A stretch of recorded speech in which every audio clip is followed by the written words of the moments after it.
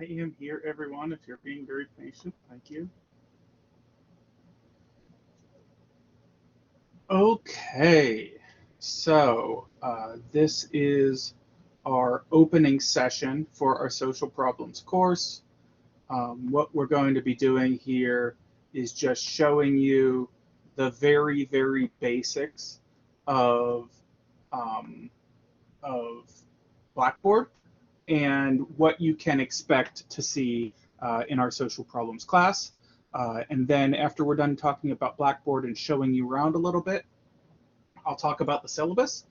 And then after that, I will encourage you, well, I'll tell you, to watch the course, the zero point 0.1 lecture of our course orientation, where I'm going to tell you more about the topic at hand and a smidge about myself. I am Jeremy Baker. I am your sociology instructor for social problems this course. So when you log into Blackboard, you will see a screen like this. These are the two courses I'm teaching for Upstate this term. So I will click on social problems, which is what you will also click on. I'm going to turn the edit mode off because you don't have that. So now this looks like what you're going to see in Blackboard or whatever we're calling this thing right now. I am recording this ahead of time because my youngest daughter doesn't have daycare on the day when we're officially starting. I typically prefer to do these things in person with the initial course orientation, but please feel free to send me an email, and I'll talk about email and all of that in my second lecture for this week. But here we have our announcements section. You don't have any announcements right now because I am recording this before my welcome announcement goes live. But when that does go live, it will be in the My Announcements section. The first thing I'm going to draw your attention to is the column on the left-hand side of our home screen. At the very top, it says in all capital letters, course content. That is where almost all of your material for this course is going to be located, especially all of your graded material is at the course content area. You can get to your announcements by clicking the Announcements tab over here. Then you have Course Slides, which is where all of the slides for all of my lectures are kept. I am still working on the course slides for this class because I am updating this class. A lot has happened in terms of social problems in the last couple years, so I have to redo all my slides basically. Then we have our Collaborate Ultra tab. That is where we have our two live sessions that we're doing in terms of our course orientation. If you've never used Collaborate Ultra, it is very similar to Zoom. It's a little bit smoother, quite frankly. I would prefer to use Zoom only because more people know how to use Zoom, but Collaborate Ultra serves the purpose. Then we have our supplemental readings tab. I'm going to click on that. And you're going to see all of these readings that I have provided for students to this course in the past. Now, these used to be the required readings of this course. However, when I updated the course, I felt that it would be a disservice to you to not give you access to those readings anymore.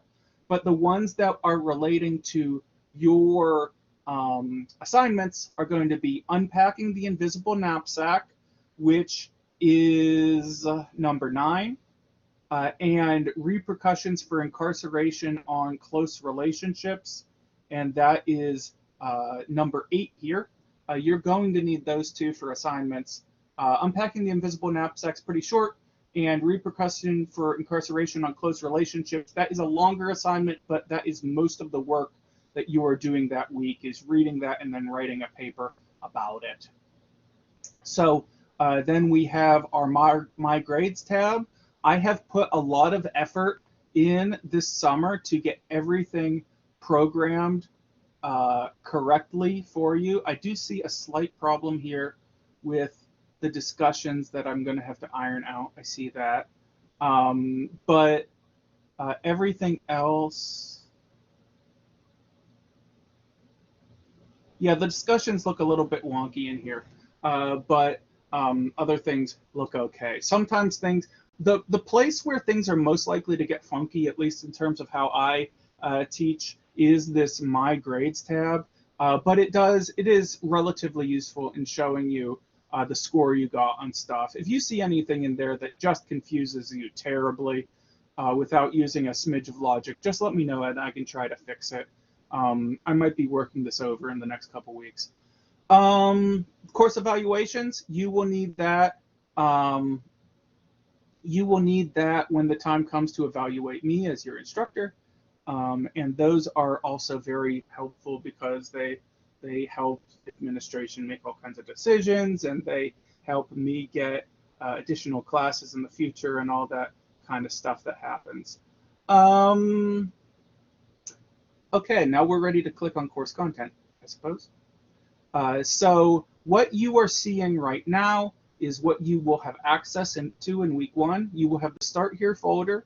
You'll have a little blurb on my office hours. You can either use this direct link, or you can get, and this is on Zoom, right? So you can use those numbers to get into my Zoom office. And then the password is always sociology with a lowercase s. My office hours for fall 2022, which is our current term. And this introduction here I'm doing is live, but sometimes I keep recordings from the past and use them for a given week if that's appropriate. But for fall 2022, my office hours are 1 p.m. to 3 p.m. on Mondays. And if you have to talk to me, if you have any questions about how our course works, or you're confused, or you have concerns, or you've fallen behind, or anything like that, just pop into my office hours and we'll talk about that stuff. So, and then we have our week 1 folder. So let us look at the week 1 folder first, because there's the least material in it. So all the week 1 folder has at the moment is the quiz 1 course orientation.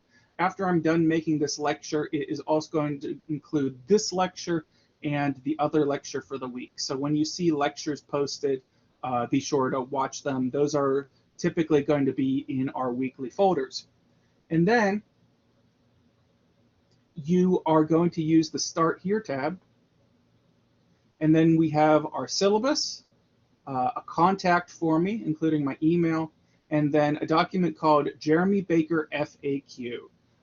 This document is going to be needed to take your course orientation quiz, because this is everything you need to know about me and the course. And that material is what your course orientation quiz is all about. So, and you can have that document open while you take that orientation quiz. It is an open note quiz. The quizzes for this course are designed to be open note. If I say that otherwise in some piece of instructions or whatever, feel free to ask me. The quizzes are intended to be open note. The tests are not intended to be open note. That's the big distinction there. So we are going to go into talking about the syllabus here in a moment. And then one last thing I want you to know about the course content tab. I'm going to click edit mode and show you what I see as an administrator. So right now you have access to the Start Here tab, to the Office Hours tab, and the week 1. And then next week, or in week 2, starting August 22nd, you're going to get access to this.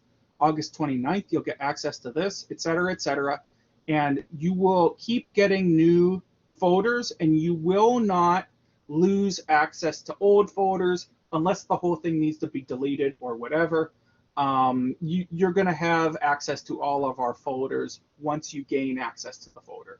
Sometimes that's a little bit of a concern in terms of studying and all that stuff. So that should happen weekly. One minor caveat there is that the week before your exam. So on week 7, on September 26th, you're going to get access to week 7 and week 8. And that is because the week 8 material for our midterm exam is also going to have study materials for the exam in it. So that will allow you to access that at that time. But on the actual midterm exam week, that's when you'll get access to the test itself, if that makes sense. Okay, now we're shifting over to talking about the syllabus itself. So here's our syllabus. Let's see what I can do to make this is pretty good size-wise.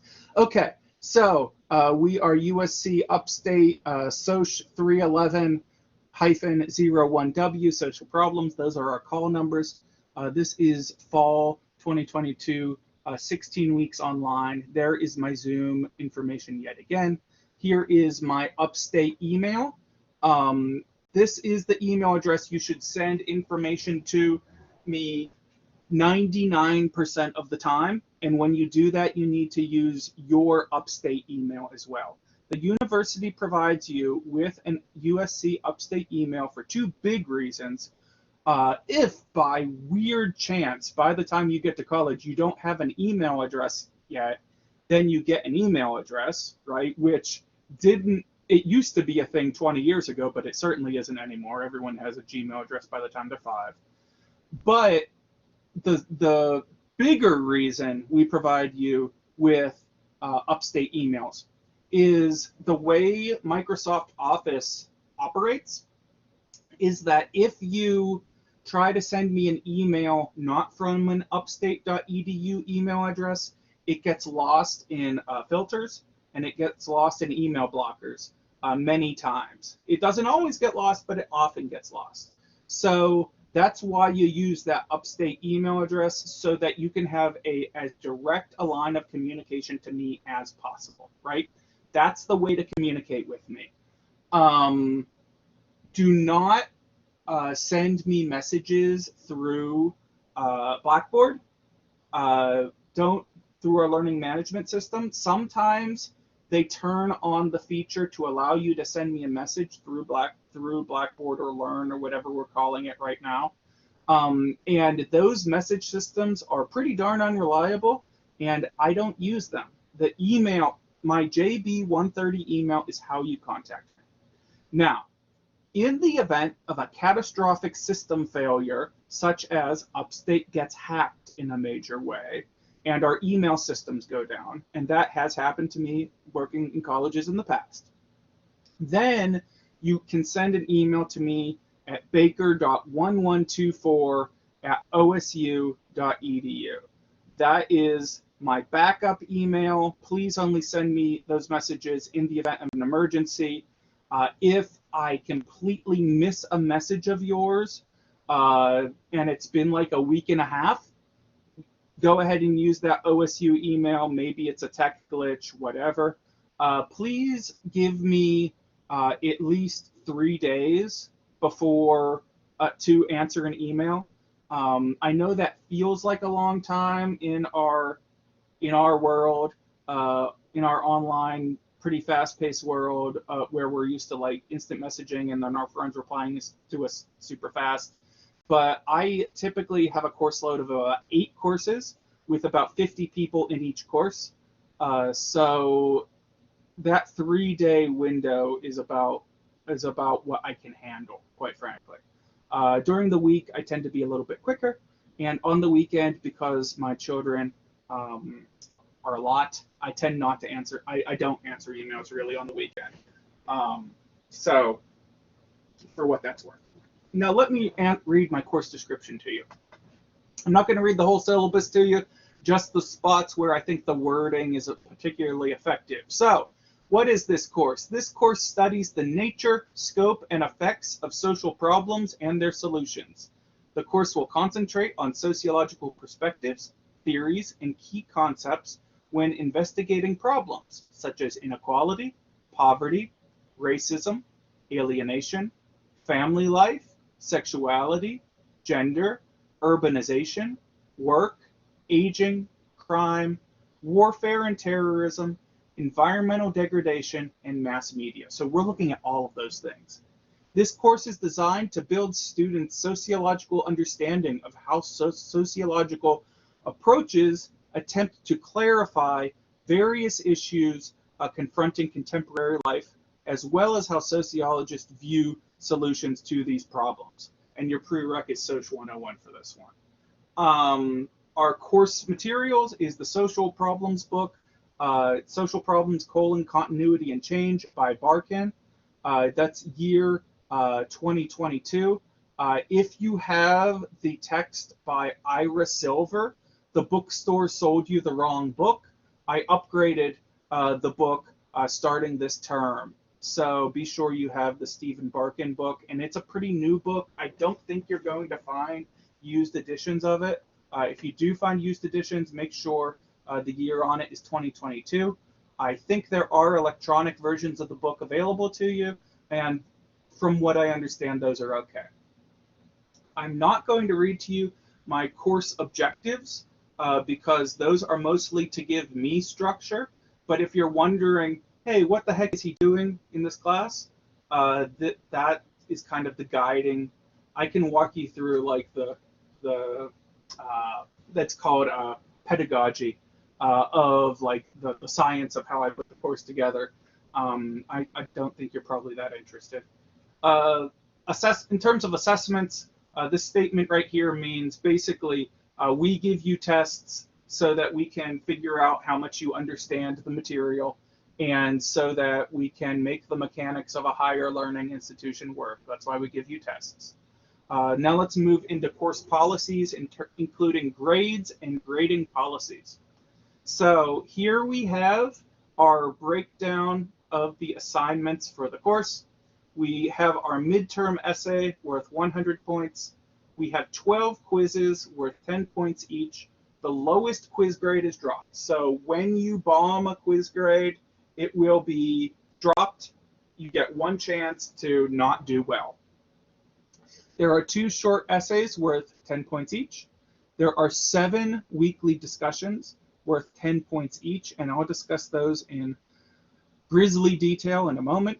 And then we have 2 exams worth 100 points each. So our midterm essay is 20%, quizzes are 22%, short essays are only 4%, but please don't not do the midterm essays because if you do, you lose 4 percentage points, and 4 percentage points is absolutely the difference between an A and a B, a C and a D, or an F, right? So you need everything. The discussions are 14, and then our exams are a total of 40% of the grade. If you don't do an assignment, and there's a reason you can't do an assignment, please reach out to me, and we will make sure you get that assignment done, is really the short of it. There is a typo right here. This should say there are 500 points possible in this course, if that makes a difference for you. And there is a breakdown of the actual grading scheme that we have. Now let's talk some about our discussion posts, because this is an element of my online courses that I think sometimes some students don't necessarily fully understand. So in our discussion boards, first and foremost, we are discussing controversial topics. That's why I use discussion boards, is because these are topics that need to be talked about. Some of them don't really need to be talked about, and that's why I don't have a discussion on that week. Some of them do need to be talked about to help you explore and fully understand the concept. In doing that, we're going to be talking about race and racism. We're going to be talking about gay rights issues. We're going to be talking about environmentalism and economies and unions and socialism and all kinds of stuff that can be pretty controversial in our society. But going into this, and this is the underlying bit, we need to come in with an attitude of kindness and an attitude of understanding and an attitude of effectively not being a jerk, right? We have to be kind to each other and each other's identities. So intentionally homophobic, racist, sexist, ethnocentric, or otherwise discriminatory statements or behavior will not be tolerated. that is not only an ethical issue in terms of of not traumatizing people, it is also a social scientific learning issue, because if people don't feel safe learning of talking about things and learning about things, then we really can't do the business that we are here to do. And that's the issue there. So first thing, number one, don't be mean is really what it comes down to. Second off, each week students are expected to make one initial post and at least 2 comment posts to other students or to me if I comment to you. Now, that means you have to make 3 total posts. You can't just respond to the initial post and think you're going to get the full credit for the week. You have to do the initial posts and then comment to 2 people. The initial posts are at least 300 words and are to be made by Wednesday at 11:59 p.m. So you will have your discussion prompt, that's the starter, right? And you write your 300 words on this topic, right? You write the 300 words, you submit it, and as long as you're mostly on topic and I see you understand, you get 6 points right there. Then you make your comment posts that are at least 100 words each, and then those are due on Sunday at 11:59 p.m. So you make comment 1, 100 words, comment 2, 100 words, for a grand total of 300 plus 100 plus 100, which is 500 words. There you go. You have submitted what you need to do for the week. Now you may ask, why is part of it due on Wednesday and part of it due on Sunday? Well, the reason why the initial posts are due on Wednesday is that so that other people can comment on your initial post, right? So if nobody makes any posts until Saturday night, then nobody can actually reply to anyone until Sunday. And some people do have weekend obligations, their family obligations or work obligations or just fun obligations, right? So we have it due on Wednesday so that those people that do want to free up their weekend, which I respect, can do that work on Fridays or Thursdays if they so see it fit. And then, but those of you who are very much your Sunday evening warriors and cram all your stuff in, well, as long as you get that in by midnight on Sunday, then you're okay too, as long as you get that initial post on Wednesdays in by midnight there. So I try to be as accommodating to as many different types of work styles as humanly possible, but that's kind of the rationale there. Your quizzes are open book, but your exams are not open book. Do I contradict myself later in here? No, I don't. Your exams, you're not allowed to have your book open for you. And those quizzes are 1 hour with 5 multiple choice questions. That's plenty of time for anyone right there, even if you do have a learning disability. I'll talk more about learning disabilities and ADA accommodations in a moment. Formatting, your written papers have to be in American Sociological Association format, typewritten, double-spaced in a 12-point font, Times New Roman or Calibri. I need to update this. You can write it in ASA. I also permit APA, which is the American Psychological Association. MLA is okay. Chicago style is okay. Most styles by individual disciplines are okay as long as I see it as long as it's a style I recognize. Because I recognize most styles, I just basically don't need you making up your own style on the fly. It needs to fall within given parameters. And if you have questions about that, please let me know. If you don't know anything about writing styles, I would suggest to you sticking with APA, which is the American Psychological Association. They have a very universal kind of style that most people find pretty intuitive. In terms of extra credit, I do not grant extra credit on individual bases. If you need extra credit I may be open to letting you do an assignment that you missed. I could do that.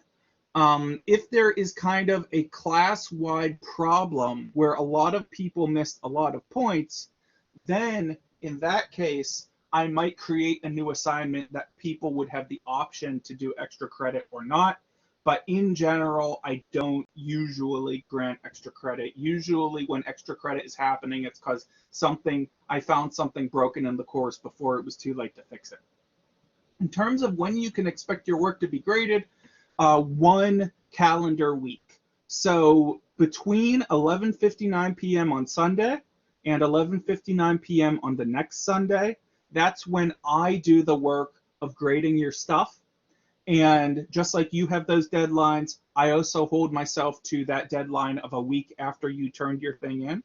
And similarly, if something happens in my life, maybe my kid gets sick or maybe I get sick or whatever, and I think that I'm not going to be able to get my work done, I will let you know, just like I expect you to let me know if you need an extension or something like that.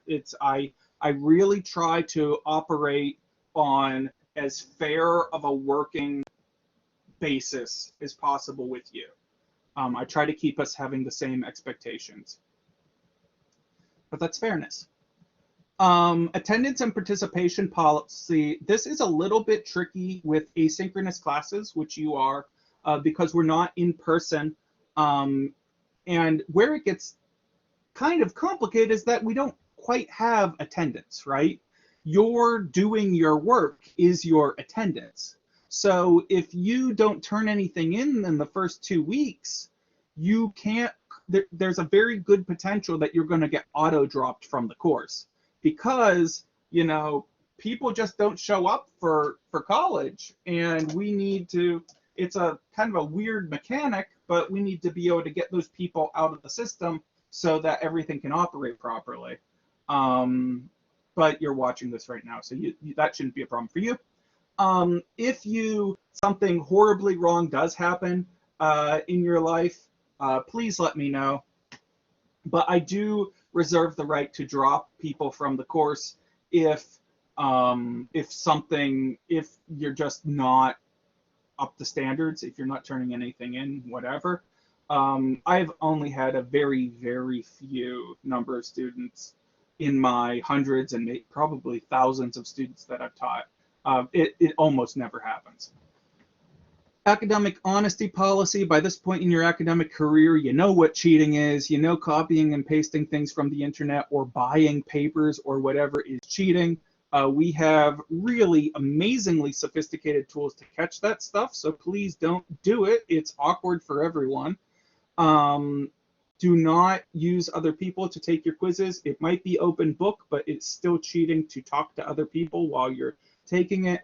And please don't talk to other people while doing your exams either, especially. Course communication. Please, as I mentioned, use my JB130 at Upstate. I work for 3 institutions, and as such, it is very helpful for me if in the first line or the subject line of your email you say, hey, I'm in your social problems class.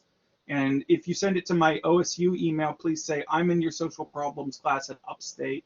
Tell me that to save me about 5 minutes of time, and I can give you more attention to your email. Please do that. And then please structure your emails in a more or less formal sort of way. No matter how you address me, Jeremy's okay. Mr. Baker is better professionally. I am going to reply to you and sign off as Mr. Baker. That is not in an effort to be cold to you or whatever. It is a kind of default professionalism I use while I'm answering emails. As I mentioned, my official faculty response time is within 24 hours on weekdays and 48 hours on weekends, including Fridays. So Friday counts as weekend. So I might answer it on Friday, or I might not be able to get to it till Monday, is what that means. When you receive a communication from me, please don't please don't reply to me. Don't send me more information for about 48 hours to let me actually respond to you. Unexpected cancellations. These very rarely happen, but let's say I get food poisoning and we're supposed to be doing a study session, a live study session, then that would mean I would have to cancel, is what that would be. So I would make that in the announcements section. Drop policy is pretty straightforward if you need it. There are given deadlines that you need to do to follow to withdraw from the course. If you feel that you need to drop a class, my class, any of my classes, and I think most professors feel this way, it's nothing personal, right? Go ahead. If you have to do that to save a scholarship or whatever before the deadline, please do that. But there is a certain point that after those deadlines, we can't help you too. So you need to do what you need to do. Course evaluations, please do those course evaluations when we're done. That's kind of the big kicker there. The Americans with Disabilities Act. So in terms of our people who have registered disabilities with the university. This includes things like ADHD, which I also have. This includes mental health issues. This includes physical issues, all sorts of things. You need to get that documentation to me before I am legally allowed to help you. I can't just assume I know what your mental health status is. That is under the law discrimination as well. So as soon as you get me that information, those official letters and all that, I can start helping you there. And then those of you that don't have a registered disability, if you think you may have a disability, then you should reach out to academic student services and maybe talk to somebody to see maybe you need to get that fixed, right? Maybe you need a hearing aid, or maybe you need some sort of other services. And when you're in college is a great time to try to figure those things out about yourself as well. So I am very accommodating in terms of ADA policies because, you know, as someone with some mental health issues, I'm very sympathetic. Sexual misconduct policy. I hope that if something happens in this class, you would feel comfortable to talk to me about it. But if you don't, that is also entirely acceptable. The Title IX facilitator at the university is somebody you can contact to talk about these sorts of things. This isn't as likely in an online setting, but there definitely certainly is potential for sexual misconduct in an online setting. But if it's something you think that I can fix, bring it to my attention and I can fix that. If you think that you need to go higher than that, that is also absolutely your right. So let's look at this course schedule to just look at the topics that we're going to be talking about so that you're kind of prepared to be ready to engage with those materials. And as I mentioned, if you don't think you'll be able to actually engage in this stuff academically, then you're allowed to be passionate too, don't get me wrong. But if you don't think you'll be able to complete an assignment by virtue of what it's about, then you may want to consider dropping the course. So our first lecture is our first official lecture, lecture 1.1, is going to be on the basics of social problems. What exactly is this discipline? Lecture 2.1, we're going to be talking about poor people and poverty. In lecture 3.1, we're going to be talking about race and ethnicity, including racist actions and institutions that have been put into place in our society going into our history. In lecture 4.1, we're talking about gender inequality. And then, that's where we're talking about sexism. And then in lecture 5.1, we're going to talk about gender diversity. That's where we're talking about gay rights issues, LGBTQ plus community issues, etc. In lecture 6.1, we're going to be talking about aging and ageism, Also in that unit, we are going to be talking about death and dying. So that's I think that's something we all need to consider, right? We are, contrary to popular belief, we are all going to die, and hopefully you will get old and die, and you should think about that stuff at least maybe for 5 minutes every year, right? But probably more. Then in week 8, we have our exam 1. In week 9, we have our fall break. You don't have any work due on week 9. In week 10, we're going to be talking about drugs and alcohol, and I will be giving you effectively what is a little bit like a DARE lecture, but with a little bit more objective content than was provided to you maybe than by your 6th grade teacher. And we're going to talk a little bit about the scientific research that has been done showing some real potential in therapy with drugs that have previously been vilified. Week 11, we're going to be talking about crime and criminal justice. There we will also be talking about police, and we will be talking about the prison industrial complex. In week 12, we will talk about work and economy and economics and the dynamic between what could be socialism or capitalism. Week 13, we're going to talk about urban and rural problems. Week 14, we're going to talk about environmental justice, environmental sociology, and climate change. Week 15 is Thanksgiving. No work due during Thanksgiving. Go see your family or do whatever else you want to do. Week 16, we're going to look at war and terrorism, and you're going to write an essay on genocide. And then in our finals week, we're going to have a final study session and a final exam study guide. I believe your due date during finals week is on Sunday, actually, but please double check that before finals week just to be super sure, because there have been misunderstandings about that stuff in the past, and that can cause some problems. So this is the end of our orientation session. The next lecture I'm going to be giving you is going to be telling you more about the actual subject matter of social problems itself. And you're going to want to watch that too, because that also, there's material in there from the course for the course orientation bit. So I hope you have found this useful, and I will talk to you all later. See ya.